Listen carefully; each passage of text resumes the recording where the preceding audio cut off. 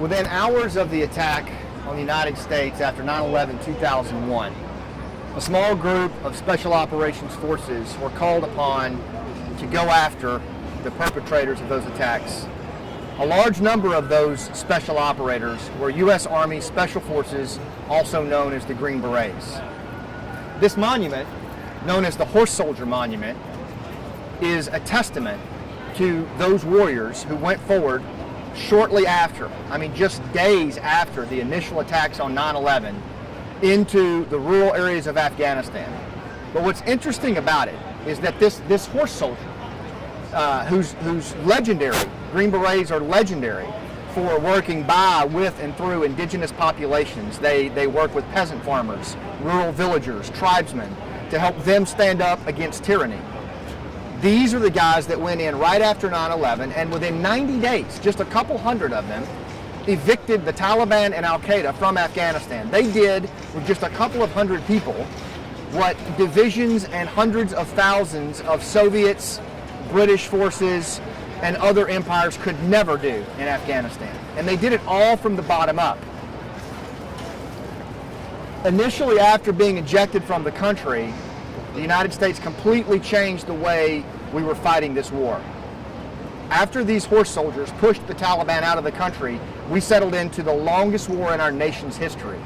We lost the strategic momentum that the horse soldiers had gained, and we began prosecuting this immensely long and costly war in Afghanistan that we're still fighting today.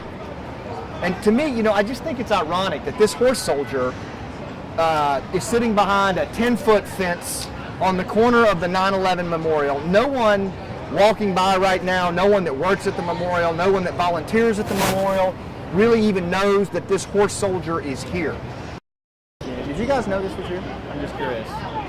I'm just always amazed at how few people even know what that is. But that's actually a statue of the first 200 special ops guys that went into Afghanistan.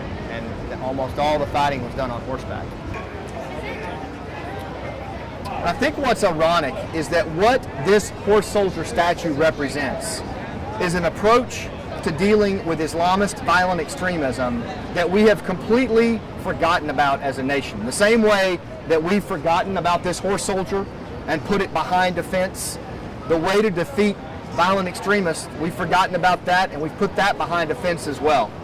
In my book, Game Changers, that's my whole focus, is chronicling the bottom-up approach that we used in Afghanistan in the early days and in the latter part of the war, where Green Berets and other special operators moved out into these areas, lived among the people, and were actually defeating violent extremists from the grassroots level. In all of the years that I've fought this war and all the observations that I've made, that has been the only approach that's worked.